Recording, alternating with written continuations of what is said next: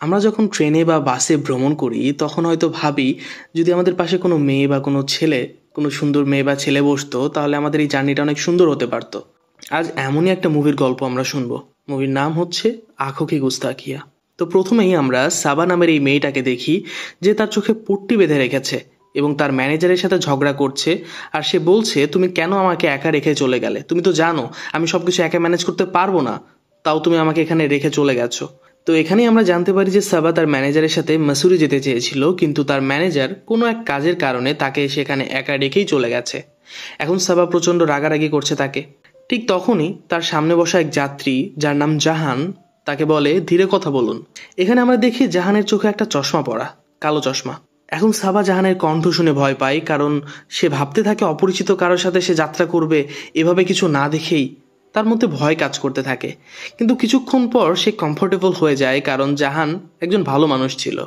জাহান সাবার কথা শুনে বুঝে ফেলেছে সে চোখে পট্টি বেঁধে মাসুরি যাচ্ছে। তাই সে সাবাকে জিজ্ঞাসা করে যে এমন গান্ধারীর বেশ ধারণ করার কারণ কি। তখন সাবা বলে তার বাবার একটা থিয়েটার আছে।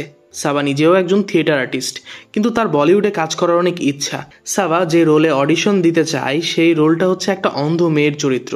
তাই সাবা তার এই অডিশনটা পারফেক্ট করার জন্য নিজের চোখে পট্টি বেঁধে ফেলেছে এবং সে এখন মাসুরি পর্যন্ত যাবে এবং সেখানে প্রায় 7 বা 8 দিনের মতো থাকবে, যেন সে উপলব্ধি করতে পারে যে একটা অন্ধ মেয়ের জীবন কেমন হতে পারে, যাতে সে ওই চরিত্রটাই ডুবে যেতে পারে আর অডিশনটা যেন তার পারফেক্ট হতে পারে। তো এই কারণেই সে এই কাজটা করেছে, চোখের উপর পট্টি বেঁধেছে। তো সাবা জাহানকে বলতে থাকে যে তার এই চোখে পট্টি বাঁধার পর থেকে কত না কষ্ট হচ্ছে, কত রকম সমস্যার সম্মুখীন হতে হচ্ছে। বিভিন্ন রকম গল্প বলতে থাকে যে মানুষের 1 মিনিট চোখের রশ্মি না থাকলে তার যে কতটা কষ্ট হতে পারে সে জিনিসটা তাকে বলার চেষ্টা করছে।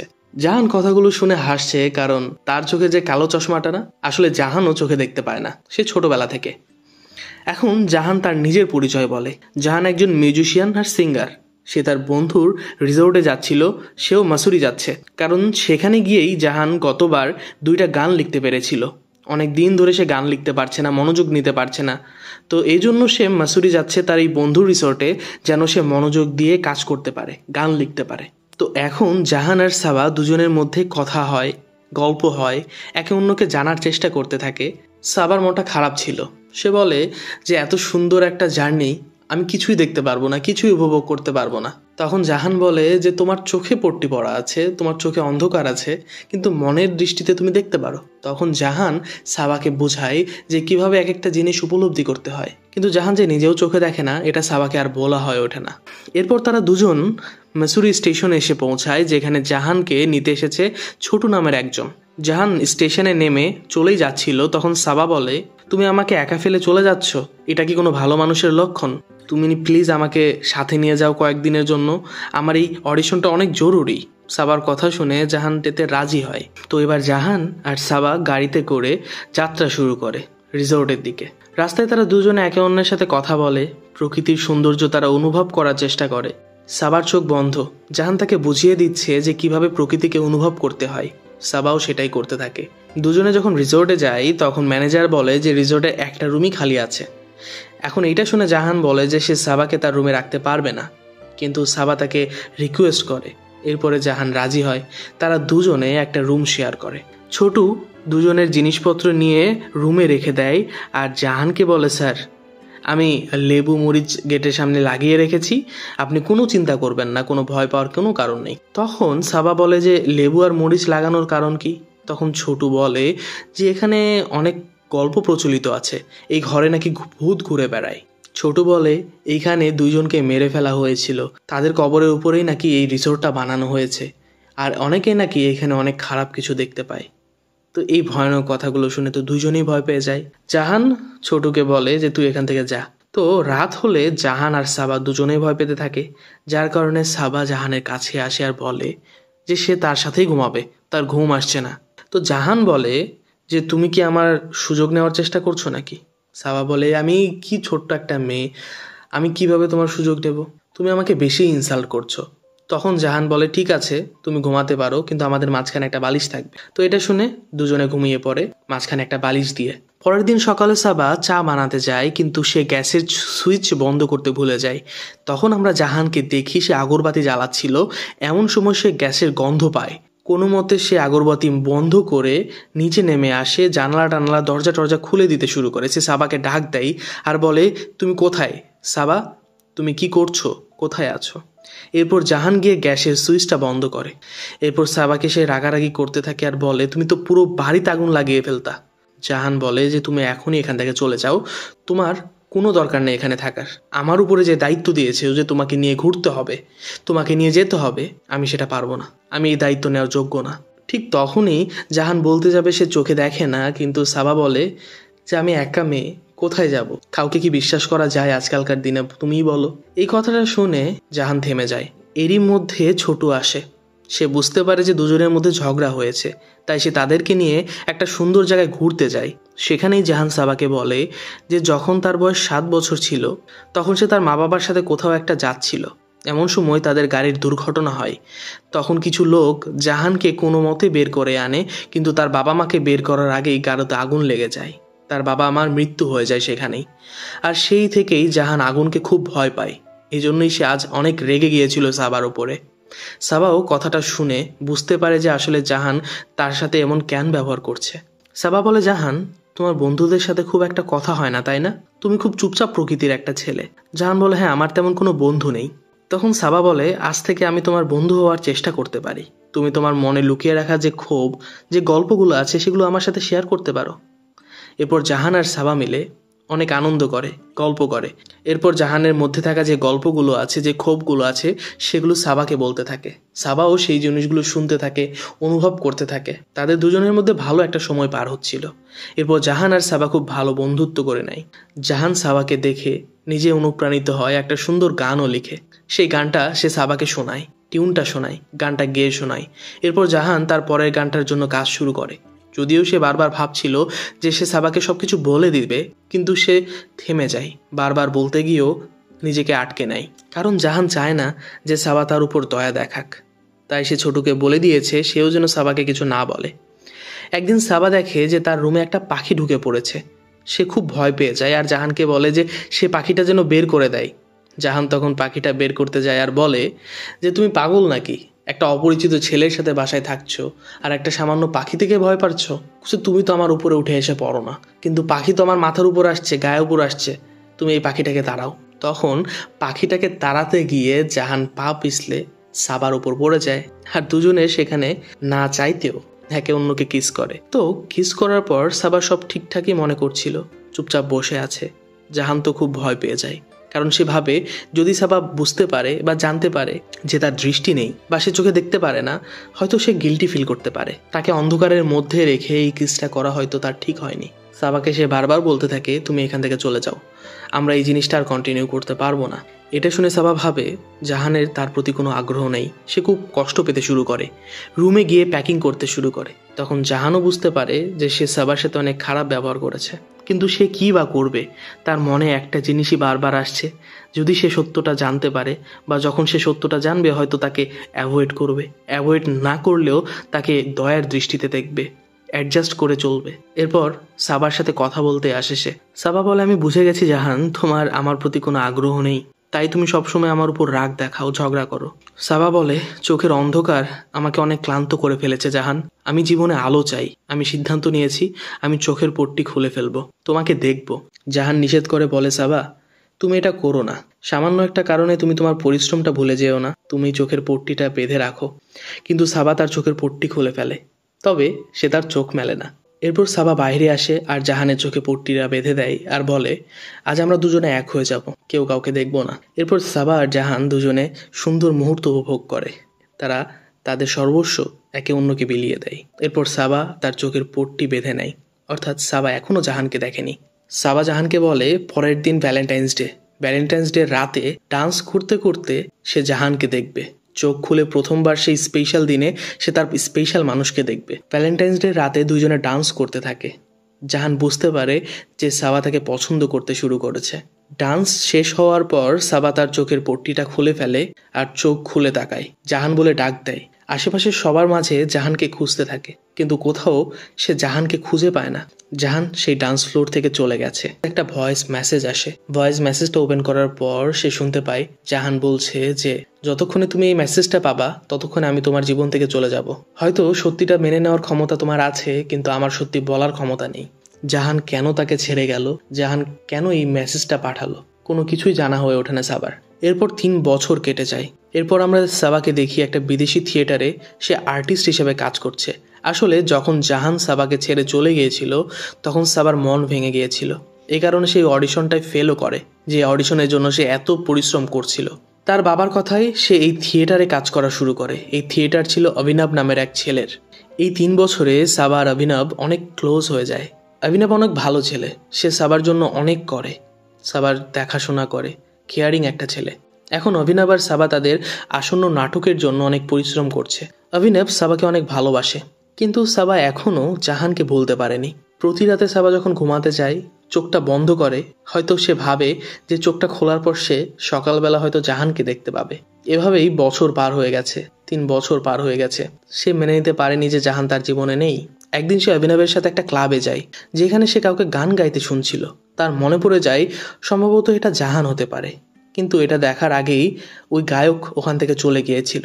সাবার মনে হতে থাকে হয়তো সেটা জাহান ছিল, কিন্তু এটা প্রথমবার না। এর আগেও সে যখন কাউকে গান গাইতে শুনছিল বা শুনেছে, তখন সে জাহান মনে করে তার কাছে দৌড়ে গেছে, কিন্তু প্রত্যেকবারই সে ব্যর্থ আর মিথ্যা প্রমাণিত হয়েছে।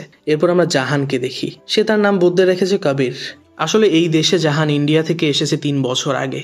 নাম পরিবর্তন করে এখানে জীবনযাপন করছে, কারণ সে চায় না কোনোদিন তার সাবার সাথে দেখা হোক। পরের দিন যখন অভিনব নাটকের প্র্যাকটিস করাচ্ছিল, তখন সে দেখে তার মিউজিশিয়ান মোটেও ভালো না, কোনো ভালো মিউজিক বাজাতে পারছে না, ভুল করছে। তখন অভিনব তার সহকর্মীকে বলে যে এই লাস্ট সময়ে যদি মিউজিশিয়ান এমন করে তাহলে কিভাবে হবে, আর এই লাস্ট সময়ে মিউজিশিয়ান কোথায় থেকে পাবো।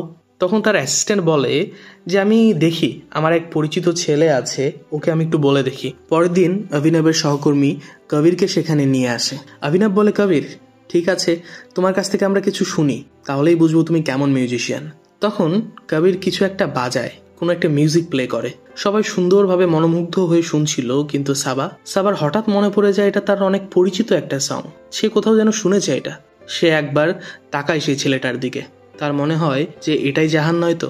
মিউজিক শেষে সে কবিরকে জিজ্ঞাসা করে সে জাহানকে চেনে কিনা।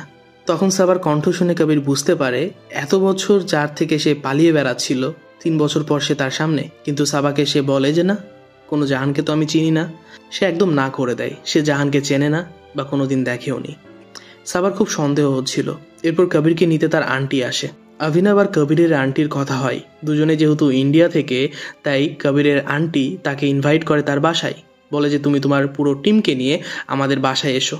কবির তার আন্টিকে বলে তুমি না জেনে না বুঝে এমন কেন করো, যাকে তুমি ইনভাইট করছো সেটা সাবা আর সাবার পুরো টিম। তো যাই হোক, পরদিন সন্ধ্যায় তারা সবাই ডিনারে আসে। সেখানে সাবা শুধু কবিরকেই দেখছিল। সে কবিরকে জিজ্ঞাসাও করে যে সে কতদিন ধরে এখানে আছে। তখন কবির বলে সে 3 বছর ধরে এখানে আছে।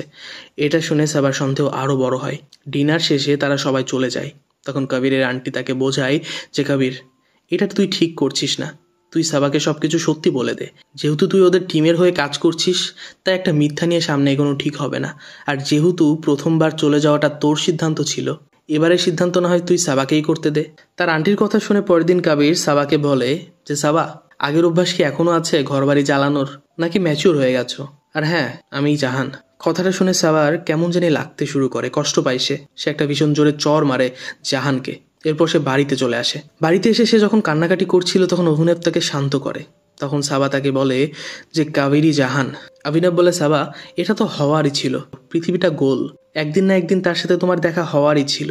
যখন তার সাথে তোমার দেখা হয় তখন তুমি কি করেছিলে? সাবা বলে ওকে আমি একটা চর মেরে চলে এসেছি। ওই দিন রাতে অভিনব আর সাবা শুয়ে পড়ে, কিন্তু অভিনব সকালে উঠে খেয়াল করে যে সাবা ঘুমায়নি, সে সারা রাত ধরে চোখের পানি ফেলছে। অভিনব বলে, সাবা বুঝতে পেরেছি তোমার মনে কি হচ্ছে, কি চলছে, কত প্রশ্নের জন্ম হচ্ছে। তুমি এক কাজ করো, জাহানকে সবকিছু সরাসরি জিজ্ঞাসা করো, ওর সাথে সবকিছু মিটিয়ে নাও। পরের দিন জাহানের সাথে কথা বলার জন্য সে চার্চে যায়। সেখানে তারা দুজনে কথা বলে, কিন্তু সাবার সব রাগ চলে যায়। সাবার মনে অনেক রাগ থাকলেও যখন সে জাহানের সাথে কথা বলছিল তার মনে হচ্ছিল যে তারা কোনো দিন আলাদা হয়ই নেই, তারা এতদিন একসাথেই ছিল। সে বুঝতে পারছিল না যে তাদের মধ্যে আসলে কোনো রাগ অভিমান আছে কিনা।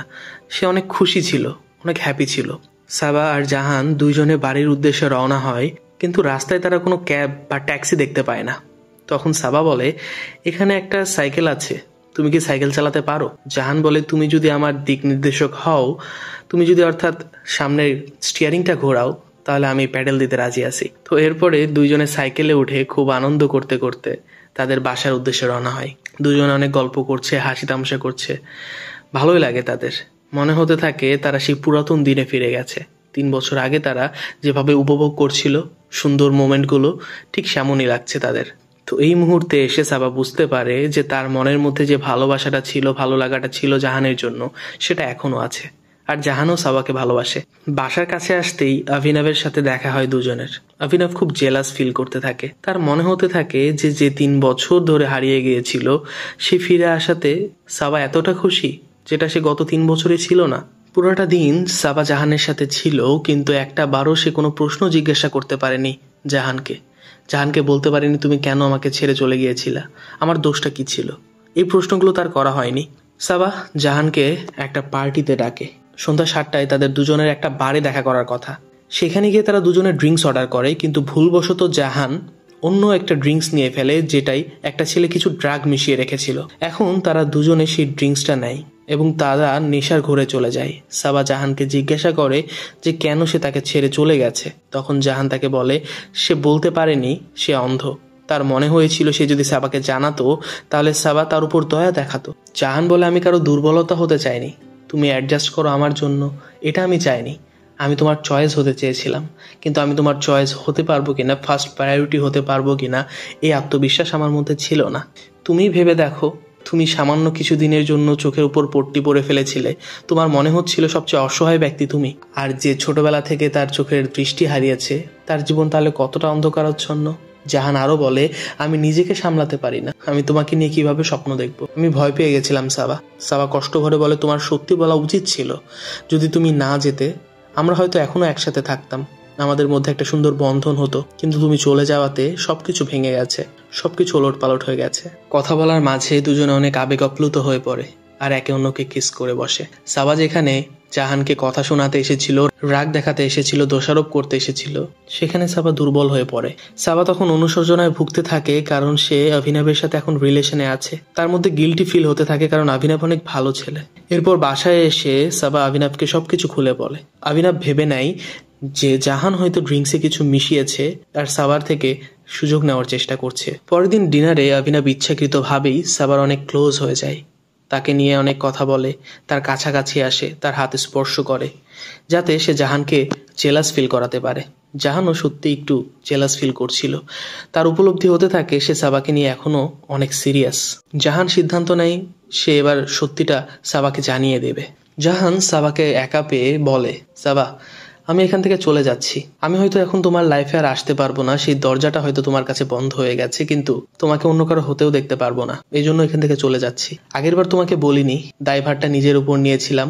প্রত্যেকবার আমার মনে হচ্ছিল যদি পালিয়ে না আসতাম তাহলে হয়তো অন্য কিছু হতে পারতো। এই একটা বোঝা নিজের উপর চাপিয়ে নিয়েছিলাম। আজ তোমাকে বলে দিচ্ছি, এই বোঝা এবার দুজনের। আমি চলে যেতে চাইছি, এটা আমার সিদ্ধান্ত, তুমি আমাকে আটকাওনি, এটা তোমার সিদ্ধান্ত। এই বলে জাহান সেখান থেকে চলে যায়। আর ঠিক কিছুক্ষণ পরেই অভিনব সাবাকে প্রপোজ করে আর একটা রিং দেখিয়ে বলে, সাবা আমি তোমাকে অনেক ভালোবাসি, তুমি খুব হ্যাপি থাকবা, আমার সাথে অনেক খুশি থাকবা। সাবার সামনে একটা রিং এগিয়ে দিয়ে অভিনব বলে, সাবা উইল ইউ ম্যারি মি? সাবা হাত বাড়িয়ে দেয়, হ্যাঁ না কিছু বলে না, কিন্তু রিং পরানোর মুহূর্তেই অভিনব বুঝে যায় সাবা এখন জাহানকে ভালোবাসে। এখন না, সে হয়তো আগে থেকেই জাহানকে ভালোবাসতো। অভিনব বুঝতে পারে সাবা হয়তো তার সাথে ছিল একরকম জোর করেই, তার মনের আনন্দে না, খুশিতে না, অর্থাৎ অ্যাডজাস্টমেন্ট করেই চলেছে এতদিন। অভিনব বলে, সাবা তুমি যদি আজ হ্যাঁ বলে দাও, বা আজ আমি যদি তোমাকে রিংটা পরিয়ে দেই, তুমি আমার সারা জীবনের জন্য হবা ঠিকই, কিন্তু তুমি খুশি থাকতে পারবা না। আর আমিও তোমাকে এভাবে পেতে চাইনি কোনোদিন, তোমার খুশিটাই আমার কাছে সবচেয়ে বড় ছিল। অভিনব বলে, সাবা আগের বারের ভুলটা এবার আর করো না, এবার তোমার কাছে চয়েস আছে, তুমি জাহানকে আটকাতে পারবা, সাবা উপলব্ধি করে সে জাহানকেই ভালোবাসে। তখন সে অভিনবকে ধন্যবাদ দিয়ে ছুটে যায় স্টেশনে, জাহানকে ডাকে চিৎকার করে সেই স্টেশনে। ট্রেন ছেড়ে চলে গেছে। সাবা ভাবে জাহানের সাথে আবারও তার একবার বিচ্ছেদ হয়ে গেল, কিন্তু হঠাৎ সে জাহানের কণ্ঠ শুনতে পায়, সে কণ্ঠে তার নাম শুনতে পায়। সে পেছনে ফিরে দেখে জাহান দাঁড়িয়ে আছে, সে ট্রেন থেকে নেমে গেছে। সাবা দৌড়ে গিয়ে জাহানকে জড়িয়ে ধরে আর বলে, তুমি মনের দিক থেকে অনেক দুর্বল। সাবা বলে, জাহান তুমি ভেবে দেখো তো, আমি চোখের উপর পট্টি বেঁধে, অর্থাৎ না দেখে, না জেনে, না শুনে, কোনো কিছু না বিবেচনা করে আমার নিজেকে তোমার হাতে তুলে দিয়েছি, তোমাকে ভালোবেসেছি। তাহলে তুমি যদি অন্ধ হও বা তোমার যদি কোনো ত্রুটি থাকে, তাহলে কিভাবে ভেবে নিলা যে আমি সেটা অ্যাকসেপ্ট করতে পারবো না? তো তুমি আমার অ্যাডজাস্টমেন্ট না, তুমি আমার বোঝা না, তুমি আমার চয়েস, তুমি আমার মেইন প্রায়োরিটি। তো জাহান বুঝতে পারে, জাহানের মনে যে আশঙ্কাগুলো কাজ করতো সেগুলোর সমাপ্তি হয়, আর দুজনে সুন্দর একটা জীবনযাপন করতে থাকে। তো সুন্দর সাদামাটা একটা সিম্পল গল্প। তো লাস্টে এটাই প্রশ্ন থাকলো আপনাদের কাছে, যদি আপনার প্রিয় মানুষ যে আপনাকে অনেক ভালোবাসে, হয়তো সে কথা বলতে পারে না বা চোখে দেখতে পায় না বা তার কোনো ত্রুটি আছে, তাহলে কি আপনি অ্যাকসেপ্ট করবেন? দুনিয়ার সাথে লড়াই করে আপনার ফ্যামিলি পর্যন্ত কি নিয়ে যেতে পারবেন? জানাবেন। ধন্যবাদ সবাইকে, দেখা হচ্ছে নতুন কোনো গল্প নিয়ে।